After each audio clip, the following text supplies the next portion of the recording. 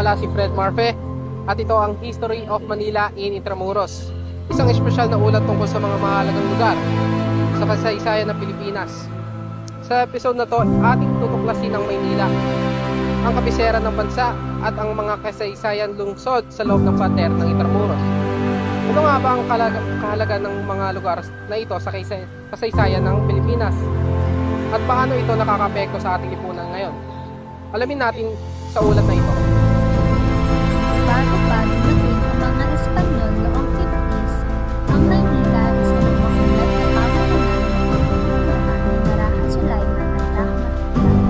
Ito ay isang mahalagang sentral ng kalakalan kung saan ang ikipagpalitan ng produkto ng mga mamamalakan mula sa China, Japan at iba pang bahagi ng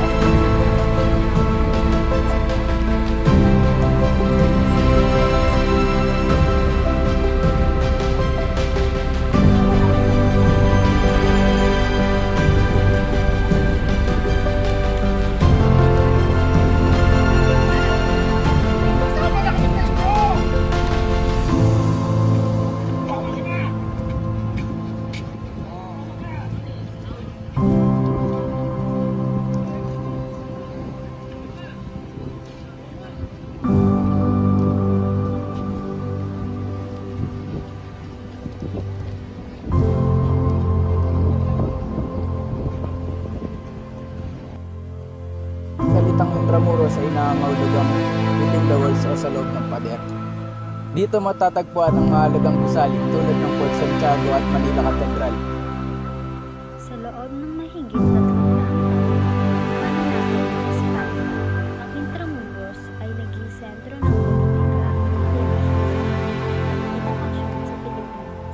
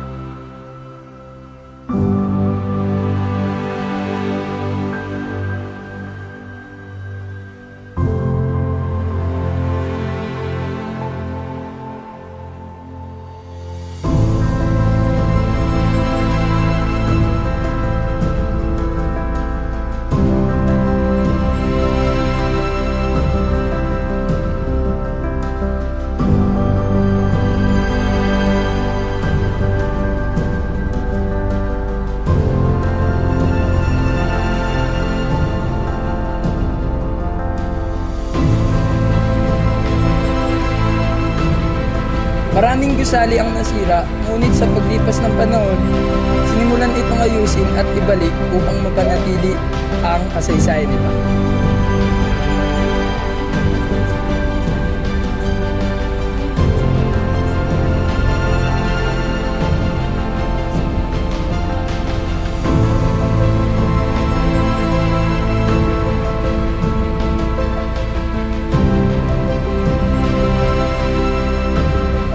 Hindi lamang ito isang lugar para sa turismo.